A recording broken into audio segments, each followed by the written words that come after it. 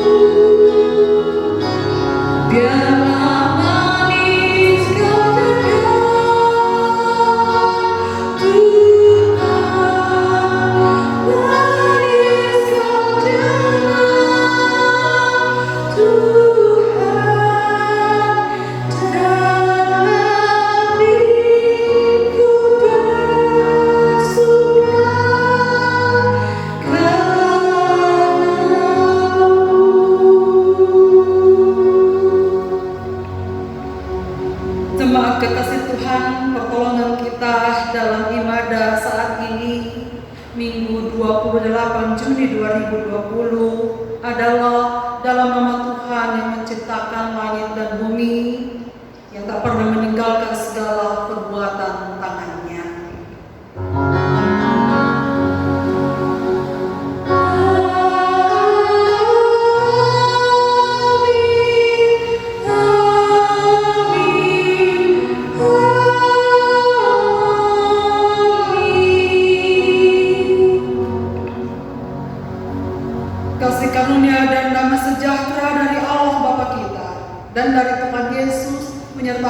saudara sekalian. Amin. Jemaat dipersilahkan duduk kembali. Saudara-saudaraku, Tuhan telah melawat kita dan menyertai kita dalam damai sejahtera, merangkul kita dalam kehendak dan kasih-Nya, dan memanggil kita untuk menyembah Dia sebagaimana firman-Nya dalam Ibrani pasal 13 ayat 15 demikian. Sebab itu marilah kita oleh Dia senantiasa mempersembahkan korban syukur kepada Allah, yaitu ucapan bibir yang memuliakan nama-Nya. Saudara sekalian, mari kita satukan pujian kita dengan nyanyian Ku Cari Wajah-Mu Temukan Kasih-Mu.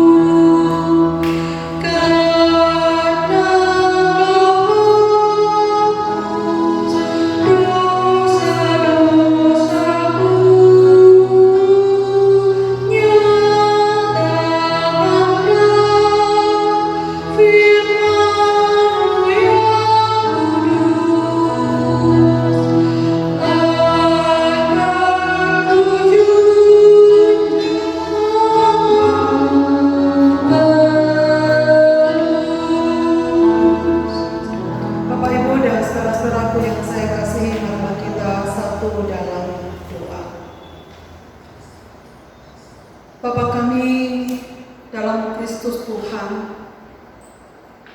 Bapa yang selalu setia bagi kami anak-anak-Mu, mengawasi, melindungi, menuntun, dan menyertai kehidupan kami sepanjang masa. Dalam kesadaran itu ya Bapa, kami semua tertunduk di hadapan-Mu saat ini, mengaku segala dosa dan kelemahan kami. Pikiran, perkataan, hingga tingkah laku kami sadari ataupun tidak, acap kali menyakiti hati Tuhan dan menyakiti hati sesama dan saudara-saudara kami. Kami ragu ya Tuhan, tapi sesungguhnya Engkau tahu bahwa kami ingin sekali selalu hidup menyenangkan hati-Mu, tapi kami sungguh tidak sanggup. Karena itu Bapa, ampunilah salah dan dosa kami saat ini. Berikanlah kami pengampunan-Mu yang baru, supaya kami layak di hadapan-Mu saat ini. Terima kasih, karena firman-Mu mengingatkan kami setiap kali kami datang kepada-Mu untuk mengaku dosa kami. Engkau Allah kami yang selalu setia dan adil, menanti kami, menerima kami apa adanya, dan memeluk kami dengan cinta kasih. Sekarang ini Bapa, kami siap untuk mendengar firman-Mu lagi. Sudah terbuka di hadapan kami. Kami rindu untuk membaca, merenungkan, dan menelitinya. Ya Roh Kudus, baharuilah hati kami, pimpinlah kami, supaya waktu kami membaca dan merenungkan firman-Mu, kami boleh menerima sesuatu yang baru daripada-Mu untuk kami pakai hidup berkenan kepada-Mu. Kami serahkan pelayanan firman-Mu ini dari awal sampai akhirnya. Dalam Kristus Tuhan kami berdoa. Amin. Bapak, Ibu, dan saudara-saudaraku, mari membuka kitab Kejadian 22 ayat 1 sampai ayat yang ke-14 untuk kita renungkan bersama pada kesempatan ini. Kejadian pasal 22 ayat 1 hingga ayat yang ke-14. Bapak, Ibu, dan saudaraku, saya akan bacakan bagi semua. Demikian bunyinya. Setelah semuanya itu, Allah mencoba Abraham. Ia berfirman kepadanya, "Abraham." Lalu sahutnya, "Ya Tuhan." Firman-Nya, "Ambillah anakmu yang tunggal itu, yang Engkau kasihi, yakni Ishak.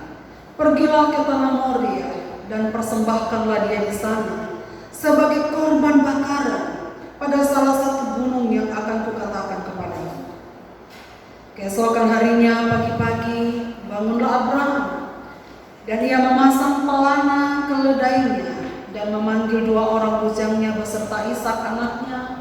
Ia membawa juga kayu untuk korban bakaran itu. Lalu berangkatlah ia dan pergi ke tempat yang dikatakan Allah kepadanya. Ketika pada hari ketiga Abraham melayangkan pandangannya, kelihatanlah kepadanya tempat itu dari jauh. Kata Abraham kepada kedua bujangnya itu, "Tinggallah kamu di sini dengan keledai ini. Aku beserta anak ini akan pergi ke sana. Kami akan sembahyang. Sesudah itu kami kembali kepadamu." Lalu Abraham mengambil kayu untuk korban bakaran itu dan memikulkannya ke atas bahu Ishak anaknya, sedang di tangannya dibawanya api dan busa. Demikianlah keduanya berjalan bersama-sama. Lalu berkatalah Ishak kepada Abraham ayahnya, "Bapa." Sahut Abraham, "Ya anakku." Bertanyalah ia, "Di sini sudah ada api dan kayu, tetapi di manakah anak domba untuk korban bakaran itu?" Sahut Abraham, "Allah yang akan menyediakan anak domba untuk korban bakaran baginya anakku." Demikianlah keduanya berjalan bersama-sama.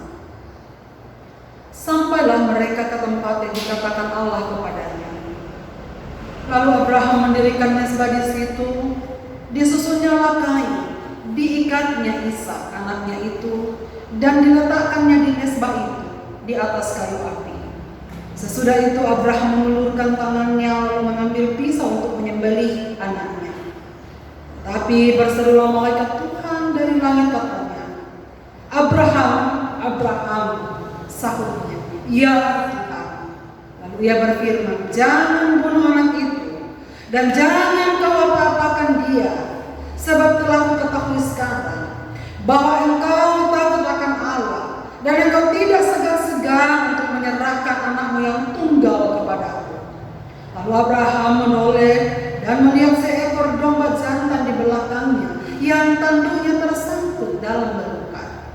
Abraham mengambil domba itu lalu mengorbankannya sebagai korban bakaran pengganti anaknya.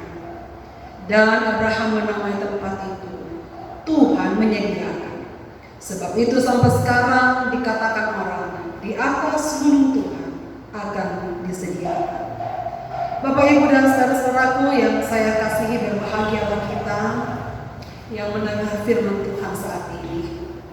Berbahagialah mereka yang senantiasa merenungkan Taurat Tuhan dan melakukannya dalam kehidupan mereka hari demi hari. Haleluya.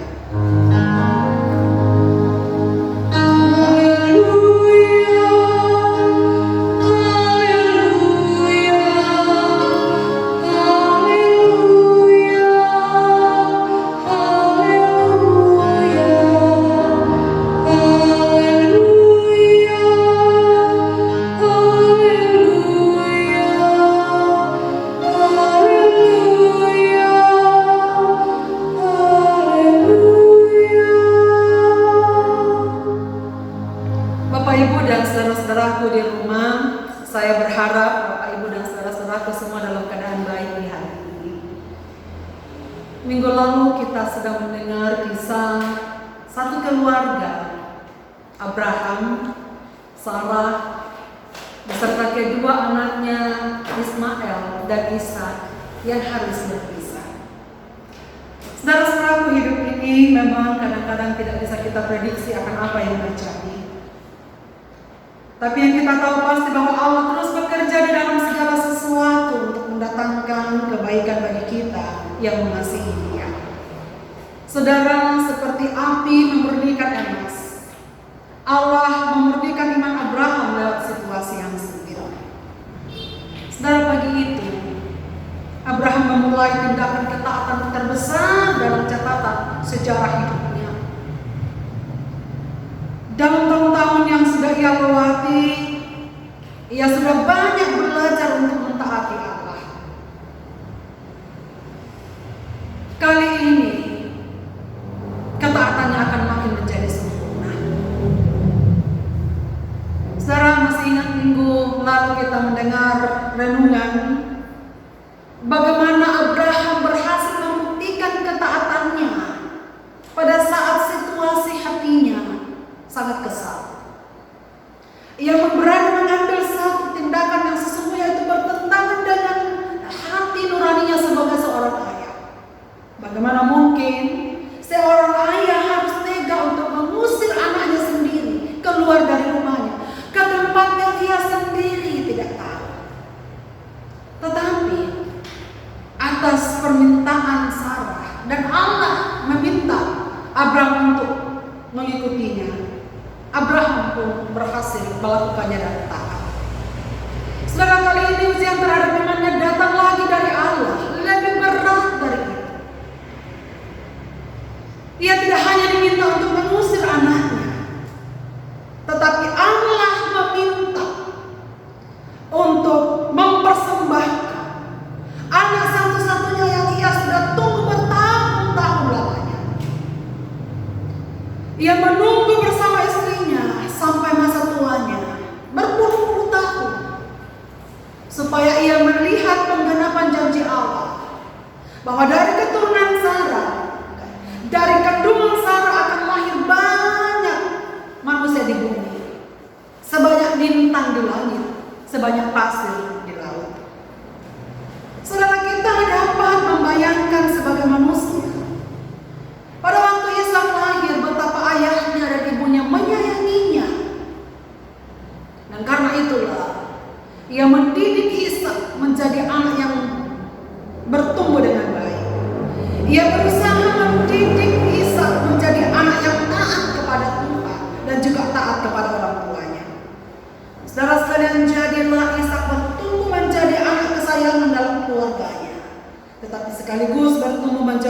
pribadi yang taat kepada orang tua, pribadi yang taat kepada Tuhan.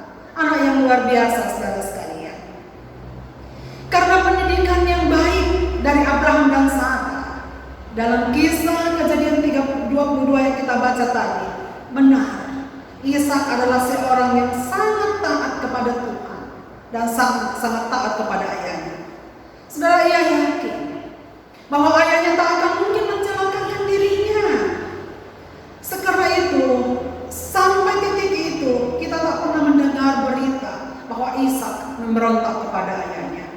Saudara-saudaraku, dalam perjalanan menuju ke Gunung Moria seperti yang Tuhan sampaikan, setelah 3 hari mereka berjalan bersama dengan bujangnya, dan tampaklah bagi Abraham satu tempat yang ditunjukkan Tuhan, di mana ia harus mempersembahkan Ishak sebagai korban bakaran di atas mezbah yang ia akan sediakan. Saat itu ia mengambil kayu bakar, meletakkan di bahu Ishak, dan membawa pisau dan api di tangannya. Berjalanlah mereka berdua. Saat itu barulah Ishak bertanya, "Bapak," kata Abraham, "Iya, anak." Lalu ia bertanya, "Bapak, di tanganku ada kayu dan api. Manakah korban bakaran itu? Di sini sudah ada api dan kayu, tetapi di manakah anak domba untuk korban bakaran itu?" Saudara, simpel. Abraham menjawab tetapi dengan penuh iman. Allah yang akan menyediakan anak domba untuk korban bakaran baginya. Bapak, Ibu, dan saudara-saudaraku yang saya kasihi, bayangkan situasi Abraham. Satu sisi sangat menyayangi anaknya Ishak, tetapi satu sisi ia harus taat kepada panggilan Allah untuk mempersembahkan Ishak sebagai korban baginya. Saudara, sepanjang kisah ini kita tak pernah mendengar bagaimana Abraham tawar-menawar dengan Tuhan. Pokoknya Abraham menunjukkan ketaatan yang luar biasa, dan sekaligus juga menunjukkan ketaatan Ishak yang luar biasa. Saudara, bayangkan ketika sampai di tempat di mana ia akan dikorbankan. Abraham telah membuat mezbah. Abraham telah menyusun kayu, dan gilirannya mengikat Ishak, lalu diletakkan di atas korban, di atas kayu itu. Saya tahu saudara sekalian bahwa Ishak sudah sering melihat ayahnya mempersembahkan korban, tetapi ia tak pernah melawan. Saudara, waktu itu usia Abraham sudah sangat tua dan Ishak masih sangat muda. Kalau ia mau memberontak, saudara sekalian, itu mudah sekali bagi Ishak. Satu kali barangkali memutarkan badannya atau tangannya, lepaslah semua ikatan-ikatan itu. Tapi ia tidak lakukan. Ia diam, ia menurut, ia mengikuti apa yang dikatakan oleh ayahnya. Saudara-saudaraku yang saya kasihi, sampai akhirnya bayangkan Abraham mengambil pisau itu, mengayunkan di atas Ishak. Ishak diam, dan dengan sungguh hati ingin membunuh anaknya. Dan pada saat itulah Tuhan berbicara kepadanya, "Abraham, jangan kau apa-apakan anak itu." Saudara-saudaraku yang saya kasihi, apakah Allah menginginkan persembahan seorang manusia? Saudara, sesungguhnya Allah tidak menghendaki demikian.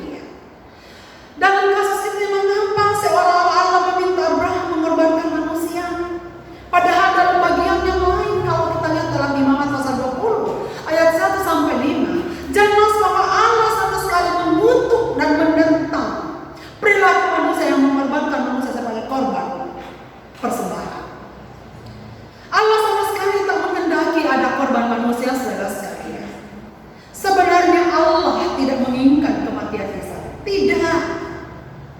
Melainkan peristiwa ini hanyalah Allah ingin lakukan untuk menguji apakah kasih Abraham lebih besar kepadanya daripada kasih Abraham kepada anaknya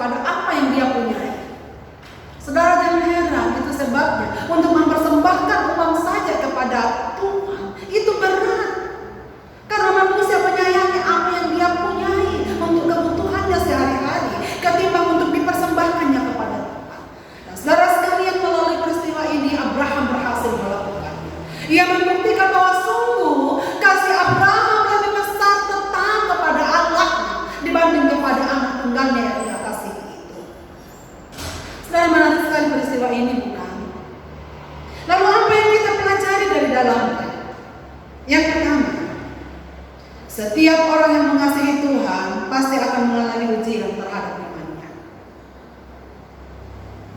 Kehidupan anak-anak Tuhan, saudara sekalian, tidak akan mungkin selalu berjalan seperti di jalan tol. Akan ada waktu yang berjalan di dalam kerikil-kerikil tajam hidup. Akan ada waktu yang berjalan dalam kesusahan. Akan ada waktu yang berjalan dalam situasi yang dia tidak sukai. Karena Tuhan ingin menempa satu karakter yang lebih kuat untuk komitmen kepada Allah, sekaligus memahami waktunya yang tepat. Saudara, melalui pengalaman berat ini Abraham memperteguh komitmennya dalam mentaati Allah. Disinilah kita lihat pemeliharaan Allah yang sempurna, yang mengatasi segala kebimbangan Abraham. Saudara, memang berat untuk melepaskan apa atau siapa yang sangat kita kasihi. Namun saat kita memberikan kepada Allah apa yang Ia kehendaki, saudara, ternyata dalam peristiwa ini Ia mengembalikan ternyata lebih daripada apa yang kita bayangkan. Saudara-saudaraku, apa maksud Tuhan mengizinkan ujian-ujian dalam iman kita? Saya meminta kita untuk membuka 1 Petrus pasal 1 ayat 6 dan 7. 1 Petrus pasal 1 ayat 6 dan 7, saudara sekalian, dikatakan begini. Bergembiralah akan hal itu, sekalipun sekarang ini kamu seketika harus berduka cita oleh berbagai-bagai pencobaan. Maksud semuanya itu ialah untuk membuktikan kemurnian imanmu yang jauh lebih tinggi nilainya daripada emas yang fana, yang diuji kemurniannya dengan api, sehingga kamu memperoleh puji-pujian dan kemuliaan dan kehormatan pada hari Yesus Kristus menyatakan dirinya. Saudara sekalian, itu berarti bahwa pada saat saudara mengalami masa-masa sulit dalam hidup ini, saudara coba peka, coba sense kepada Tuhan. Apakah ini cara yang Tuhan pakai untuk memperkuat komitmen iman kita kepada Tuhan? Karena kemurnian iman yang sejati hanya bisa terbukti pada waktu kita mengalami masa-masa sukar.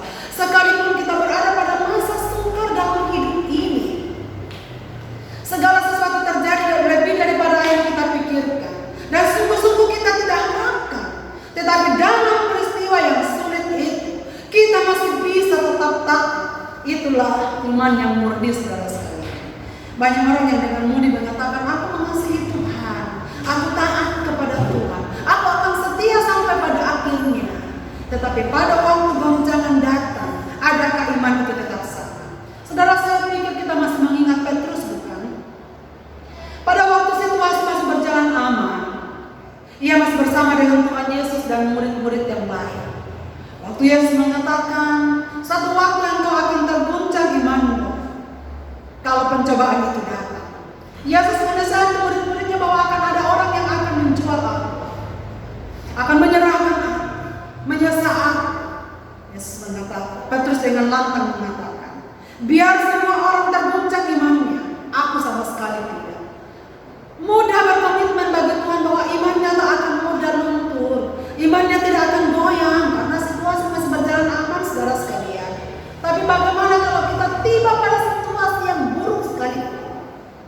Kalau kita masih tetap setia pada Tuhan, itulah iman sejati kita. Saudara, itu sebabnya kadang-kadang Tuhan akan izinkan peristiwa-peristiwa yang sulit bagi kita untuk memurnikan iman kita. Mungkin sekali Tuhan mengizinkan pandemi yang menyusahkan banyak orang. Pandemi COVID-19, saudara sekalian, yang menyebabkan kita semua tidak bisa bertatap muka satu dengan yang lain untuk berbakti hari ini. Adakah itu merupakan ujian yang Tuhan izinkan untuk memurnikan iman manusia di bumi, untuk sungguh-sungguh mencari Tuhan dan mendekatkan diri kepada-Nya? Saudara, bisa jadi sarana yang Tuhan pakai. Tuhan izinkan situasi sulit ini untuk membuktikan iman kita. Pelajaran yang kedua yang kita pelajari dari kasus ini adalah anak adalah titipan Tuhan. Anak hanyalah tamu dalam satu keluarga. Tamu hanyalah titipan dari Tuhan bagi keluarga, supaya kedua orang tua mendidik, mengasuh anaknya dengan penuh tanggung jawab. Suatu waktu anak itu akan keluar dari rumah kita.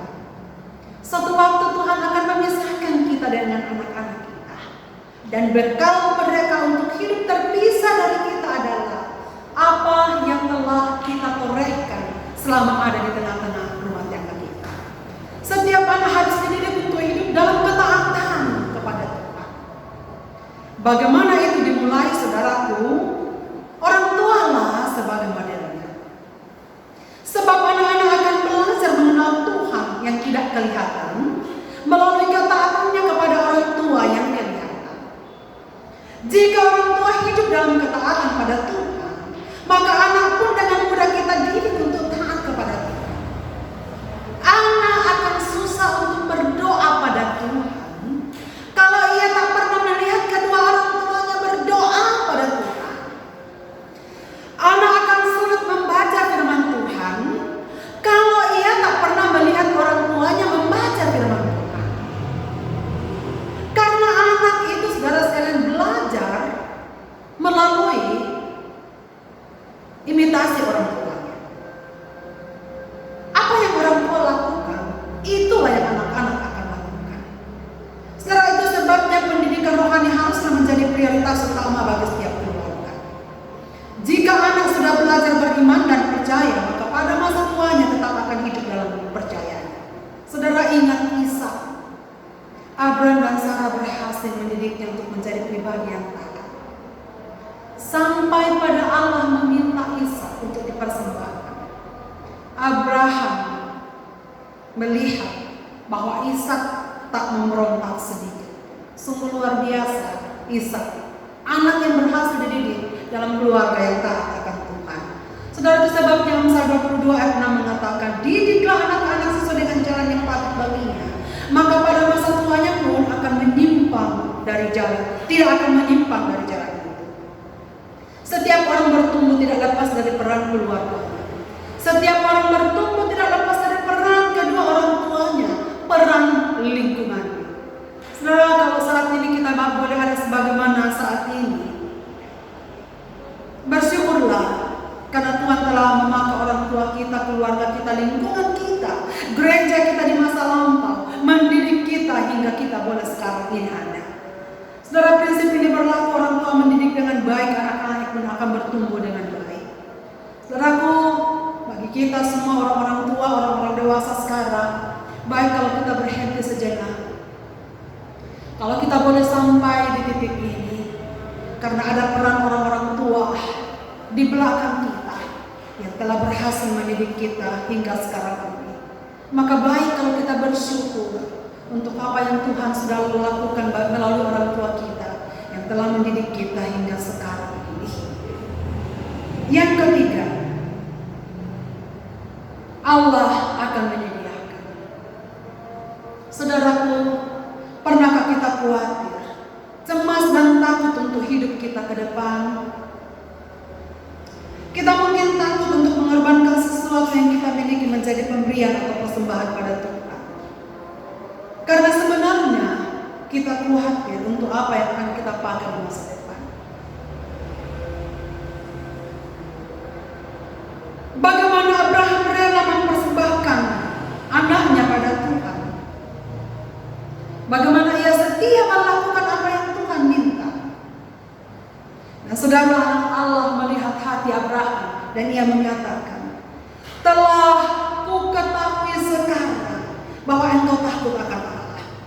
Saudaraku, bagi orang yang takut akan Allah, Allah bersumpah dari dirinya sendiri. Saudara, ayat 15 menarik sekali, dikatakan begini, untuk kedua kalinya berserulah malaikat Tuhan dari langit kepada Abraham, katanya, aku bersumpah demi diriku sendiri, demikianlah firman Tuhan, karena engkau telah berbuat demikian dan engkau tidak segan-segan untuk menyerahkan anakmu yang tunggal kepadaku, maka aku akan memberkati engkau berlimpah-limpah dan membuat keturunanmu sangat banyak seperti bintang di langit dan seperti pasir di tepi laut, dan keturunanmu itu akan menduduki kota-kota musuhnya dan selanjutnya. Allah bersumpah bagi dirinya sendiri untuk tidak bisa tidak memberkati setiap orang yang takut kepadanya. Berkat Abraham juga turun kepada semua orang yang percaya, saudara sekalian. Ingat,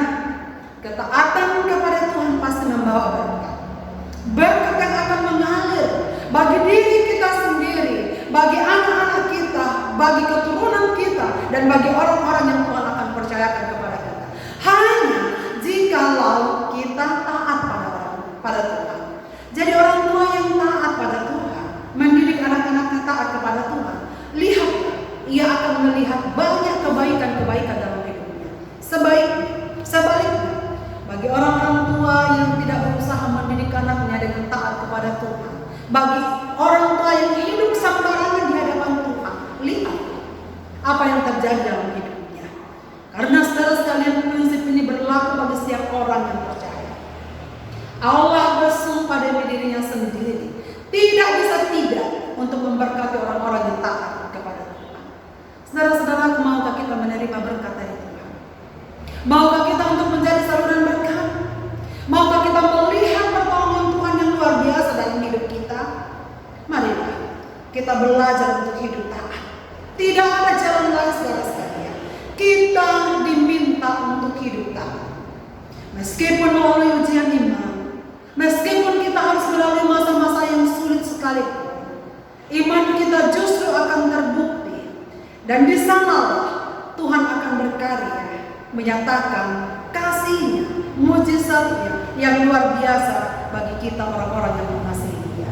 Saudara, cara menemukan kehidupan sejati di dalam Allah ialah melalui kesediaan untuk mengorbankan segala sesuatu yang diminta oleh-Nya. Maka pada waktu meminta waktu kita, pada waktu Allah meminta diri kita, pada waktu Allah meminta harta kita, pada waktu yang meminta apa yang kita punya untuk kita persembahkan, mari saudara sekalian kita persembahkan dengan penuh ketaatan, supaya dengannya kita melihat campur tangan Tuhan yang memberkati orang-orang yang taat kepada-Nya. Saudara, Tuhan menyediakan segala sesuatu yang dibutuhkan oleh mereka yang taat kepada-Nya. Demikianlah firman Tuhan, saudaraku. Kiranya firman ini memberkati kita semua. Amin. Sambil kita merespon firman Tuhan ini, mari kita bersama-sama mendengarkan persembahan pujian dari vokal grup PPKTN.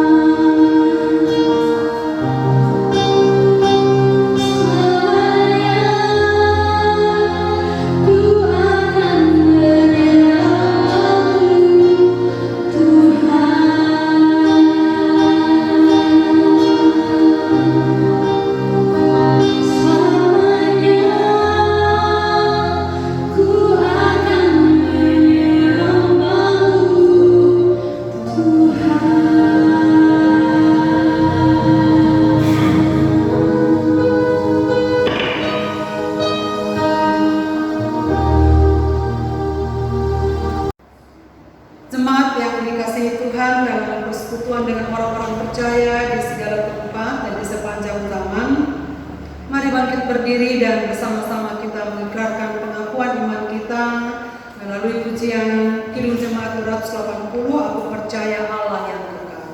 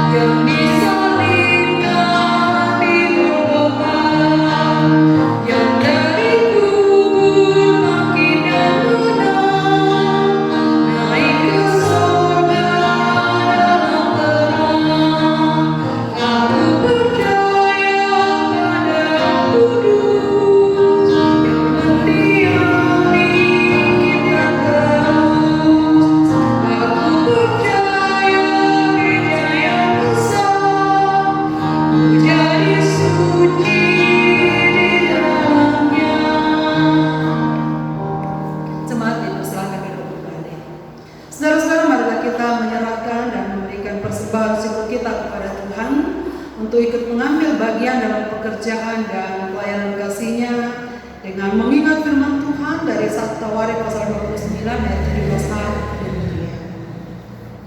Aku tahu ya Allahku bahwa Engkau telah penguji hati dan berkenan kepada keikhlasan, maka aku pun mempersembahkan semuanya itu dengan sukarela dan tulus ikhlas. Dan sekarang umat-Mu yang hadir di sini telah kulihat memberikan persembahan sukarela kepadamu dengan sukacita. Saudara, sambil kita mengumpulkan persembahan kita, mari kita nyanyikan Kidung Jemaat 64, Bila Kulihat Bintang Memerlakan.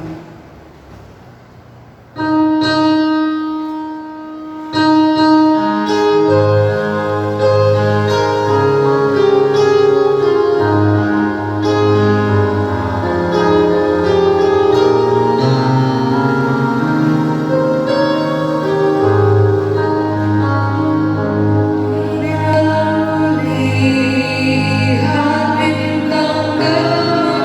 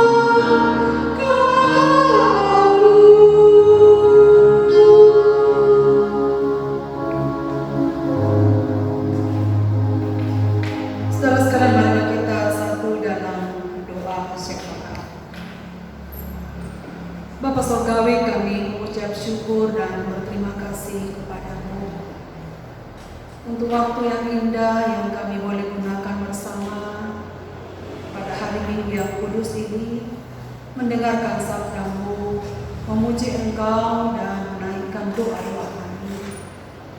Kami bersyukur karena Engkau sudah menjumpai kami melalui firman-Mu yang meminta kami supaya kami belajar untuk hidup taat kepada Bapa di sorga, biarlah pengalaman iman Abraham, Ishak juga nyata dalam kehidupan percaya kami. Tuhan, ajar kami untuk selalu percaya kepada-Mu dalam segala situasi kehidupan kami. Pada waktu Tuhan menguji iman kami, berilah kami kekuatan untuk tetap taat kepada-Mu. Dan biarlah Tuhan menolong kami untuk melakukan semua tugas tanggung jawab kami di tengah-tengah keluarga kami masing-masing, secara khusus mendidik, membesarkan, dan mendampingi anak-anak kami bertumbuh untuk taat kepada-Mu.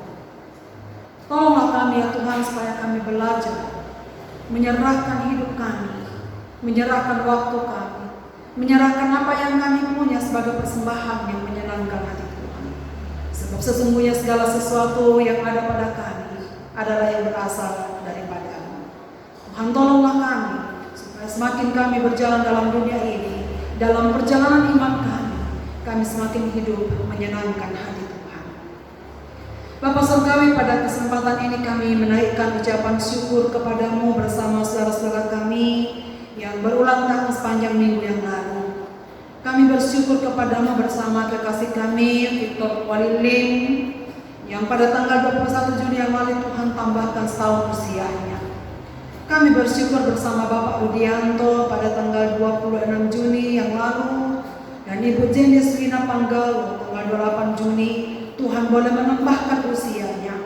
Bapak, kami bersyukur, kami berterima kasih karena Engkau boleh menambahkan setahun usia kekasih-kekasih kami ini. Berkatilah mereka dalam perjalanan hidup mereka masing-masing, bersama keluarga mereka, bersama anak-anak mereka, bersama kekasih-kekasih mereka. Kiranya Tuhan menolong mereka semua supaya menikmati pertambahan usia dalam sukacita Tuhan. Dan dengarlah doa mereka untuk mensyukuri bahwa jika boleh bertambah usia setahun lagi, itu semua karena anugerah Tuhan. Dimanapun kekasih kami berada, Saudara Victor, Bapak Rudi dan Ibu Jenny, biarlah nama Tuhan dipermuliakan. Bapak dalam surga, di tengah-tengah ibadah kami saat ini, kami juga sudah memberikan persembahan syukur kami dengan kesadaran bahwa apa yang ada pada kami semuanya adalah daripada-Mu. Dan kiranya apa yang sudah kami persembahkan ini menjadi tanda syukur kami, tanda ucapan syukur kami bahwa Tuhan begitu baik, yang melimpahkan segala sesuatu yang kami butuhkan dalam hidup ini, telah menyelamatkan jiwa kami dari dosa kami, tetapi juga telah memberkati sepanjang hidup kami di tengah-tengah dunia ini, bahkan masa-masa yang akan datang. Kami doakan majelis jemaat yang akan mengelola persembahan ini supaya dapat dikelola dengan baik untuk menjadi alat kelebaran Injil-Mu di tengah-tengah dunia ini. Bapa di dalam surga, pada kesempatan ini kami serahkan segala kehidupan kami sepanjang minggu yang akan datang di dalam tangan-Mu. Tuhan memberkati keluarga umat-umat-Mu dimanapun mereka berada. Tuhan memberkati pekerjaan mereka. Tuhan memberkati segenap usaha, kegiatan, dan apapun yang mereka lakukan. Kami doakan supaya setiap tugas dan tanggung jawab kami yang akan kami lakukan, kami kerjakan dengan baik oleh karena pertolongan Tuhan. Baik di tengah-tengah rumah tangga kami maupun di tempat-tempat di mana kami berkarya. Tuhan memberkati segala yang kami kerjakan. Bagi anak-anak, rekan-rekan, teman-teman pemuda yang sedang berjuang untuk menuntut ilmu, mereka yang sedang mengikuti minggu-minggu ujian di sepanjang minggu ini, Tuhan memberkati mereka supaya mereka dapat melewati ujian-ujian semester dengan baik sampai mereka memperoleh nilai-nilai yang baik sesuai dengan kehendak Tuhan. Kami doakan anak-anak kami yang sedang mencari perguruan tinggi dan sedang berjuang untuk mendapatkannya.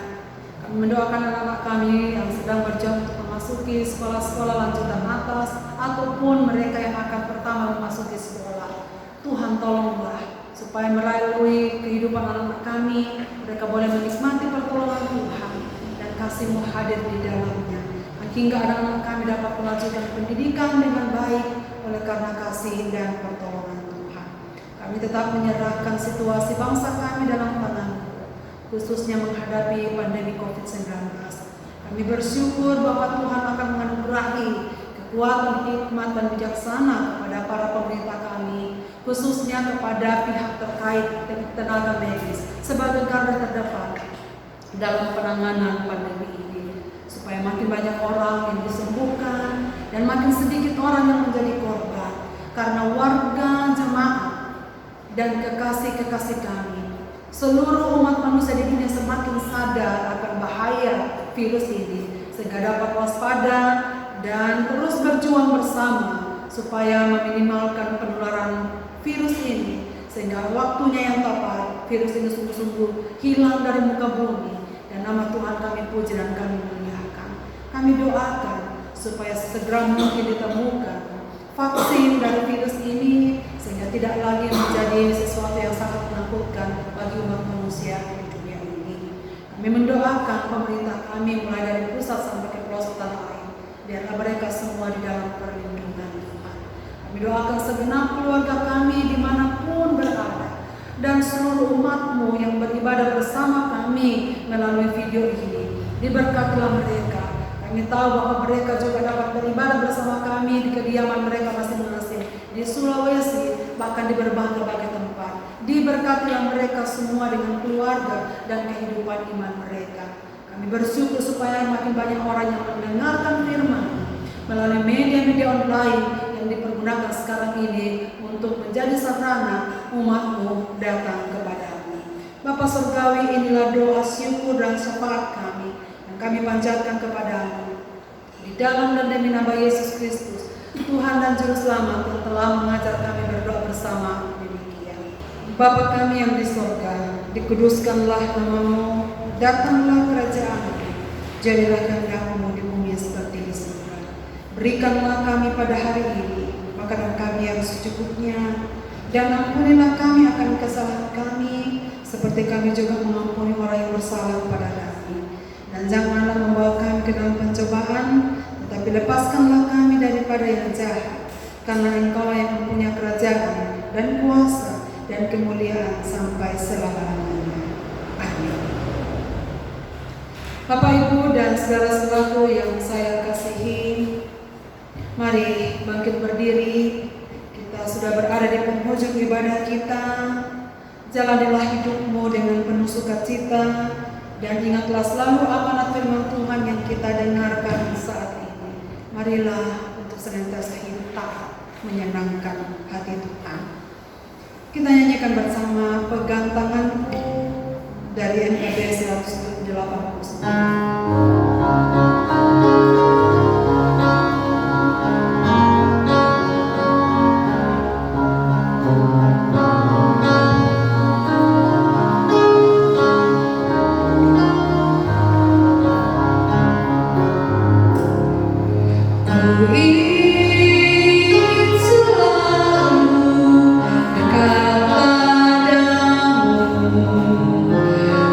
Ikut kau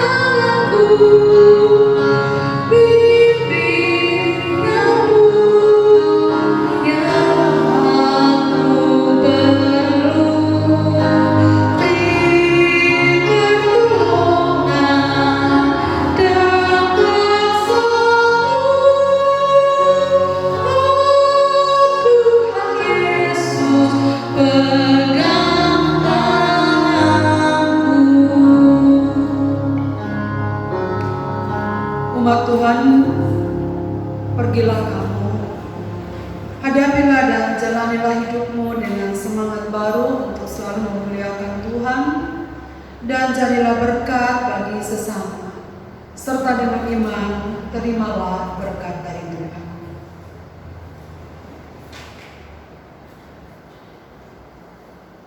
Kasih karunia Tuhan Yesus Kristus dan kasih Allah dan persekutuan Roh Kudus menyertai kamu sekalian sekarang dan selama-lamanya.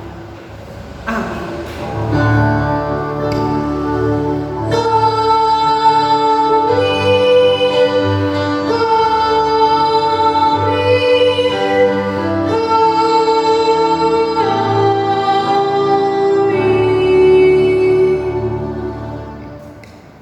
Saudara-saudaraku, mari kita nyanyikan tiap langkahku diatur oleh Tuhan.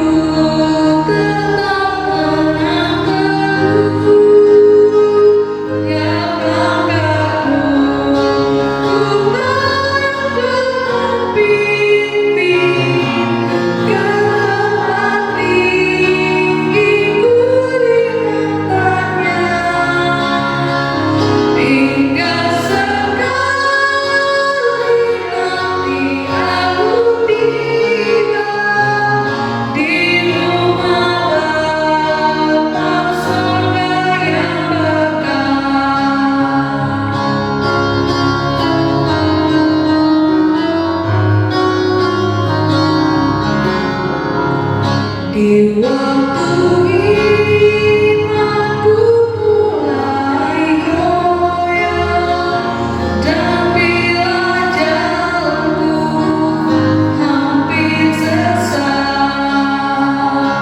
ku pandang Tuhanku menebus dosa, ku teguh sebab Dia dekat.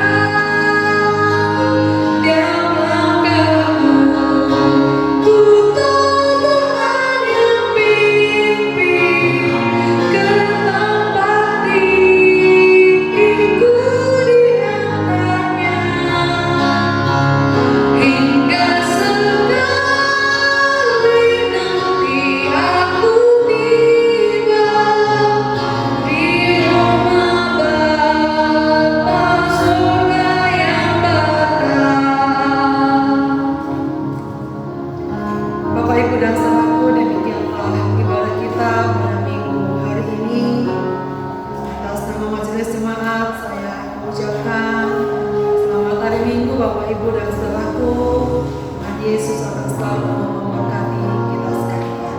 Silakan duduk saatnya